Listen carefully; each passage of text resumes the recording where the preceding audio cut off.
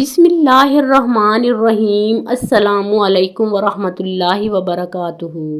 ایک مرتبہ حضور نبی کریم صلی اللہ علیہ وآلہ وسلم کسی سفر پر تشریف لے گئے۔ آپ کی عدم موجودگی میں حضرت علی رضی اللہ تعالیٰ عنہ نے اپنے گھر میں کچھ رقم بھیجی۔ حضرت فاطمہ الزہرا رضی اللہ تعالیٰ عنہا نے اس رقم سے 2 کنگن بنوا لیے اور ایک پردہ خرید کر اپنے دروازے پر لٹکا لیا۔ جب آپ صلی اللہ علیہ وآلہ وسلم سفر سے واپس تشریف لائے تو اپنی عادت مبارکہ کے مطابق سیدھی اپنی صاحبزادی کے پاس تشریف لائے۔ آپ صلی اللہ علیہ وآلہ وسلم کی نظر حضرت فاطمہ الزہرا رضی اللہ تعالی عنہا کے کنگنوں اور دروازے پر لٹکے ہوئے پردے پر پڑی تو واپس پلٹ گئے۔ حضرت فاطمہ رضی اللہ تعالی عنہا نے آپ کو دیکھا تو استقبال کے لیے خوشی خوشی دروازے کی طرف لپکیں۔ آپ صلی اللہ علیہ وآلہ وسلم کو واپس جاتے دیکھ کر آپ رضی اللہ تعالی عنہا رونے لگیں اور سب سمجھ گئیں کہ آپ صلی اللہ علیہ وآلہ وسلم کو ان چیزوں سے نہایت ناگواری گزری ہے۔ پہلے تو آپ صلی اللہ علیہ وآلہ وسلم نے کبھی بھی ایسا نہیں کیا تھا۔ آپ رضی اللہ تعالی عنہا نے فوراً پردہ اتار دیا، دونوں کنگن بھی نکال لیے۔ پھر آپ رضی اللہ تعالی عنہا نے حضرت حسن اور حضرت حسین رضی اللہ تعالی عنہما کو بلوایا، ایک کو کنگن تھمائے دوسرے کو پردہ، اور ان سے فرمایا یہ دونوں چیزیں اپنے نانا جان کے پاس لے جاؤ اور ان سے کہنا آپ صلی اللہ علیہ وآلہ وسلم کی عدم موجودگی میں ہم نے ان چیزوں کے علاوہ اور کچھ نہیں بنایا۔ یہ آپ صلی اللہ علیہ وآلہ وسلم کی خدمت میں حاضر ہیں۔ آپ صلی اللہ علیہ وآلہ وسلم ان کا جو جی چاہے کیجئے۔ دونوں صاحبزادے ان دونوں چیزوں کو لے کر آپ صلی اللہ علیہ وآلہ وسلم کی خدمت میں پہنچے۔ والدہ محترمہ کا پیغام آپ صلی اللہ علیہ وآلہ وسلم کو دیا۔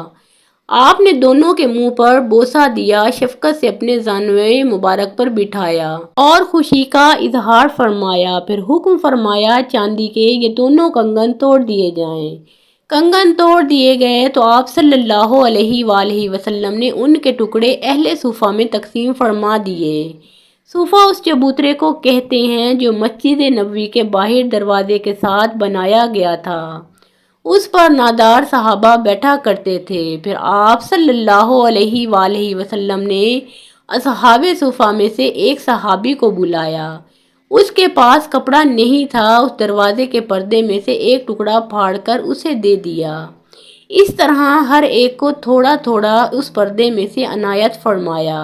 اس کام سے فارغ ہو کر آپ صلی اللہ علیہ وآلہ وسلم نے فرمایا اللہ میری بیٹی فاطمہ الزہرا رضی اللہ تعالی عنہا پر رحمت بھیجے اور انہیں جنت کے خوبصورت لباس عطا کرے جو انہوں نے کی، اور اس پردے کے بدلے میں جس سے مسلمانوں کی ستر پوشی ہوئی، اور اللہ انہیں ان کنگنوں کے بدلے میں جنت کا زیور پہنائے جو انہوں نے غریبوں میں تقسیم کیے۔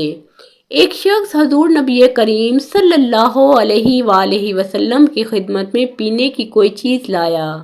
اس وقت آپ صلی اللہ علیہ وآلہ وسلم کے دائیں طرف ایک چھوٹی عمر کے لڑکے بیٹھے تھے، جبکہ بائیں طرف عمر رسیدہ حضرات بیٹھے تھے۔ آپ صلی اللہ علیہ وآلہ وسلم پہلے دائیں طرف والوں کو چیز دیا کرتے تھے۔ آپ نے اس سے فرمایا کیا تم مجھے اس بات کی اجازت دیتے ہو کہ میں پہلے ان حضرات کو دے دوں؟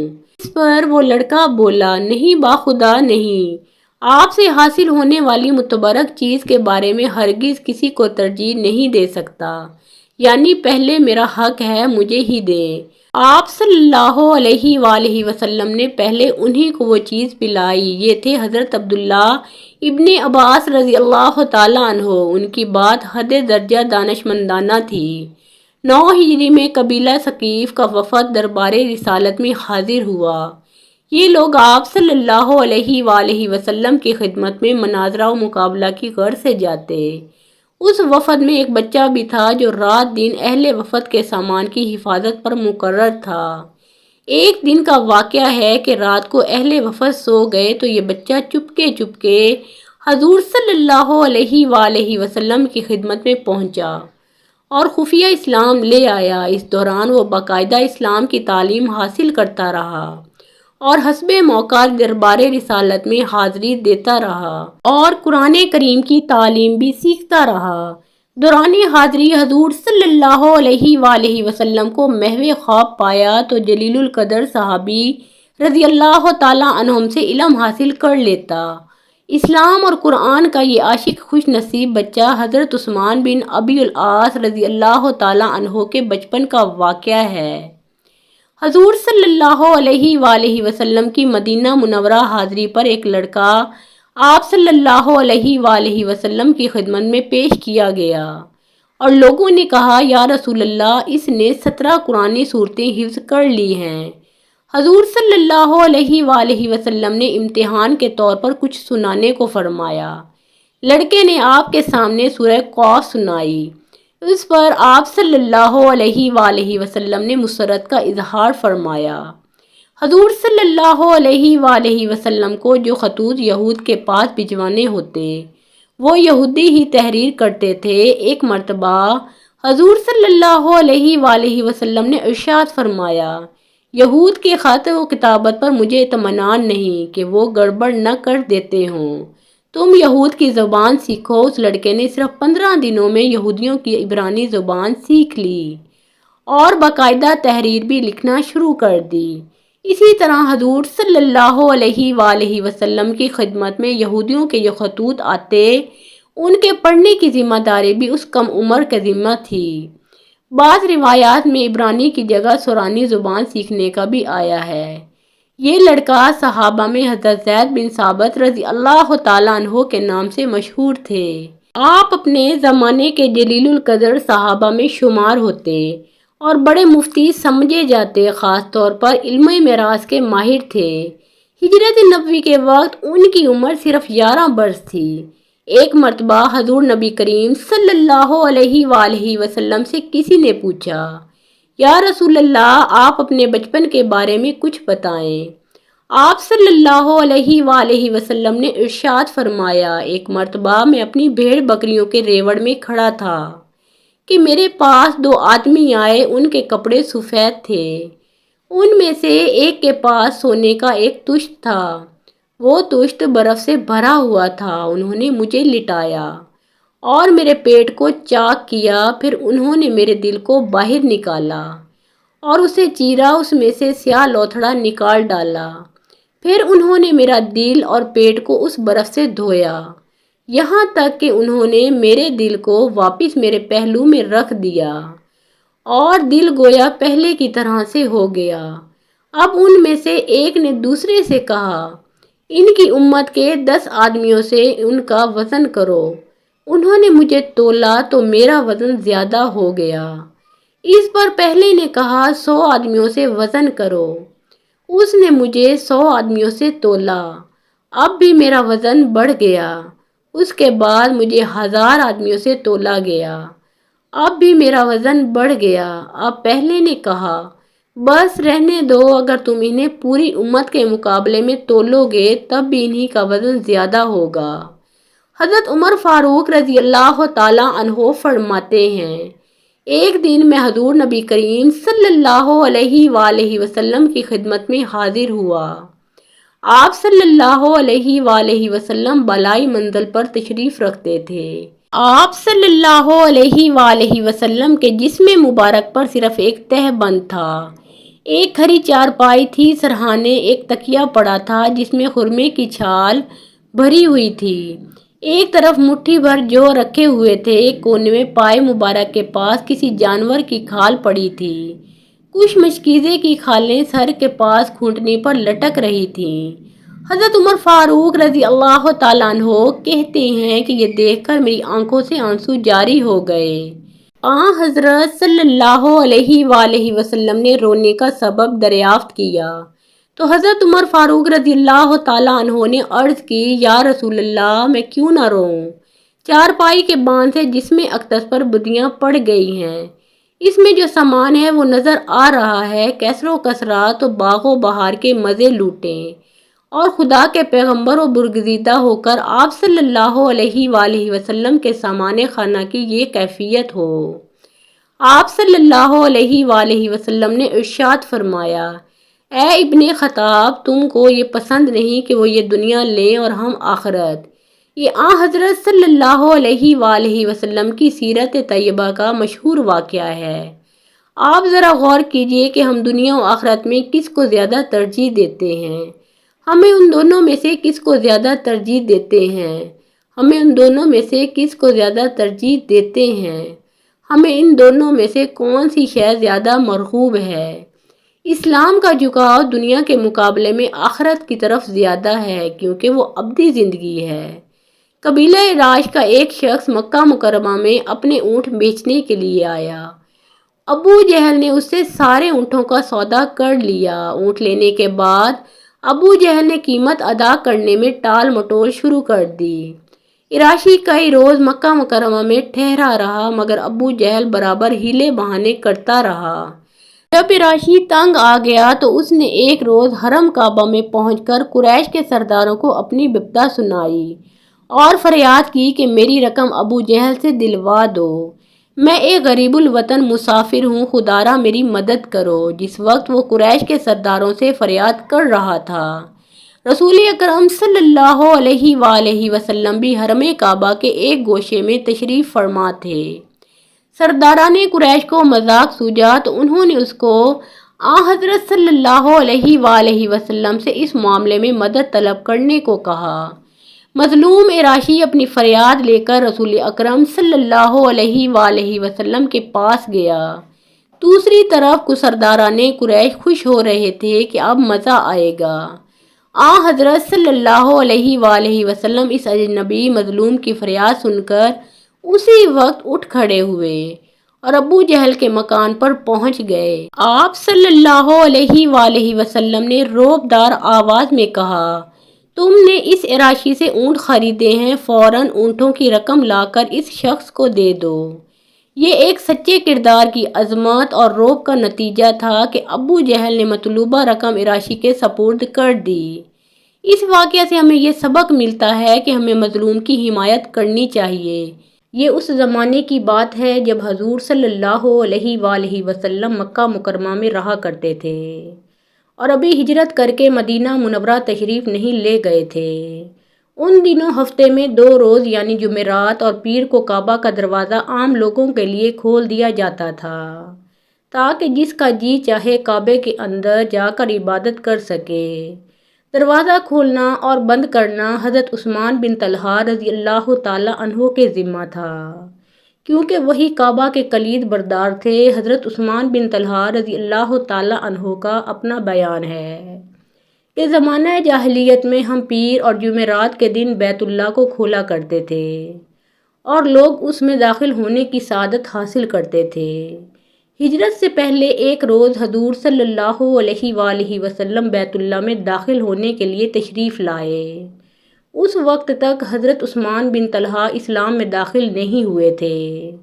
انہوں نے آپ صلی اللہ علیہ وآلہ وسلم کو اندر جانے سے روکا اور انتہائی تلخی دکھائی۔ آپ صلی اللہ علیہ وآلہ وسلم نے بڑی بردباری کے ساتھ ان کے سخت کلمات کو برداشت کیا۔ پھر فرمایا، اے عثمان، شاید تم ایک روز یہ بیت اللہ کی کنجی میرے ہاتھ میں دیکھو گے، جبکہ مجھے اختیار ہوگا کہ جس کو چاہوں سپرد کر دوں۔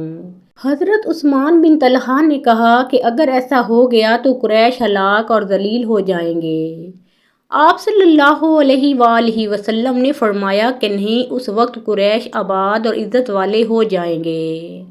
حضرت عثمان بن طلحہ رضی اللہ تعالی عنہ کہتے ہیں کہ یہ بات حضور اکرم صلی اللہ علیہ وآلہ وسلم نے اتنے اعتماد سے کہی تھی کہ میرے دل میں جم گئی اور مجھے یقین ہو گیا کہ ایک دن ایسا ہو کر رہے گا، اور آج ایسا ہو چکا تھا۔ مکہ پر نبی رحمت صلی اللہ علیہ وآلہ وسلم کا مکمل قبضہ تھا اور طواف وغیرہ سے فارغ ہونے کے بعد اب آپ صلی اللہ علیہ وآلہ وسلم کعبہ میں داخل ہونا چاہتے تھے۔ چنانچہ حضرت عثمان بن طلحہ رضی اللہ تعالی عنہ کو بلایا اور چابی طلب کی۔ حضرت عثمان رضی اللہ تعالی عنہ نے کہا کہ چابی میری ماں کے پاس ہے، میں ابھی لے کر آتا ہوں۔ حضرت عثمان رضی اللہ تعالی عنہ کی والدہ خانہ نشین عورت تھیں۔ ان کو باہر کی صورتحال کا صحیح علم نہیں تھا، چنانچہ جب حضرت عثمان رضی اللہ تعالیٰ عنہ نے ان سے چابی مانگی تو انہوں نے کہا، لات و عزیٰ کی قسم میں ہرگز یہ چابی کسی کو نہ دوں گی۔ حضرت عثمان رضی اللہ تعالیٰ عنہ نے کہا کہ اب نہ کوئی لات ہے نہ عزیٰ، کیا آپ چاہتی ہیں کہ میں مار ڈالا جاؤں اور تلوار کی نوک میرے سینے سے آر پار ہو جائے؟ یہ سن کر اور بیٹے کی خوفزدہ شکل دیکھ کر حضرت عثمان رضی اللہ تعالیٰ عنہ کی ماں کو حالات کی سنگینی کا احساس ہو گیا، چنانچہ انہوں نے چابی نکال کر حضرت عثمان رضی اللہ تعالیٰ عنہ کے حوالے کر دی، اور حضرت عثمان رضی اللہ تعالیٰ عنہ نے یہ چابیاں لا کر رسول اکرم صلی اللہ علیہ وآلہ وسلم کے دستے مبارک میں دے دی۔ حضرت عثمان رضی اللہ تعالیٰ عنہ کہتے ہیں کہ جب میں چابی آپ صلی اللہ علیہ وآلہ وسلم کے حوالے کر کے مڑنے لگا تو آپ صلی اللہ علیہ وآلہ وسلم نے مجھے پکارا اور فرمایا، عثمان میری وہ بات پوری ہو گئی کہ نہیں؟ اس وقت میری نگاہوں میں وہ سارا منظر گھوم گیا جب میں نے کعبہ کے دروازے پر آپ صلی اللہ علیہ وآلہ وسلم کو برا بھلا کہا تھا، اور آپ صلی اللہ علیہ وآلہ وسلم نے کہا تھا کہ ایک دن یہ چابی میرے ہاتھ میں ہوگی، میں جس کو چاہوں گا دے دوں گا۔ چنانچہ میں نے عرض کی، بلا شبہ آپ کی بات حرف بحرف پوری ہو گئی ہے۔ چابی واپس کرنے کے بعد حضور صلی اللہ علیہ وآلہ وسلم نے حضرت عثمان بن طلحہ رضی اللہ تعالیٰ عنہ سے فرمایا کہ اب ہمارے لیے کعبہ کا دروازہ کھول دو۔ حضرت عثمان رضی اللہ تعالیٰ عنہ نے دروازہ کھولا تو نبی رحمت صلی اللہ علیہ وآلہ وسلم نے دیکھا کہ ظالموں نے کعبہ کو اندر سے بھی نگار خانہ بنا رکھا تھا۔